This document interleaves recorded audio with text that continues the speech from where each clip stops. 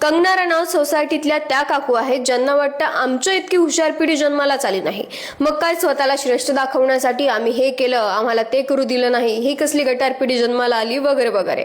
पण प्रत्येक म्हाताऱ्या होणाऱ्या पिढीला येणारी पिढी मूर्ख का वाटते? कंगना मॅडम म्हणतात जेनझी खूप शिव्या देते, पण जेनझीने तर शिव्या शोधून नाहीत काढल्या, त्या आधीच समाजात आहेत आणि काही लोकांच्या वागण्यावरून संपूर्ण पिढीला गटार म्हणणं हे स्वतःच एक प्रकारचं एक्स्ट्रीम जनरलायझेशन आहे.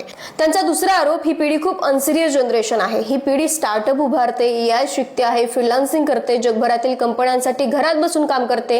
ही पिढी कंटेंट क्रिएट करते. जस्ट बिकॉज तुमच्या करिअरच्या व्याख्यांमध्ये बसत नाही याचा अर्थ ते सिरियस नाही असं होत नाही. आणखी त्या म्हणतात जेनझीची इतकी लायकी नाही की ते स्वतःसाठी लॉयर्स ठेवू शकतील, पण याविषयीची तक्रार त्यांनी संसदेत करायला हवी. इतकी महागाई कोणी वाढवली, घराच्या इतक्या किमती कोणी वाढवल्या, इतकं शिक्षण महाग कोणी केलं? आमच्या काळातलं सर्व बरोबर होतं. बूमर्स म्हणाले मिलेनियल्स बिघडले, मिलेनियल्स म्हणतात जेनझी बिघडली, उद्या जेनझी म्हणेल जेन अल्फा बिघडली. असं म्हणून प्रत्येक पिढीला स्वतःला फक्त दुसऱ्या पिढीपेक्षा मॉरली सुपिरियर दाखवायचं असतं.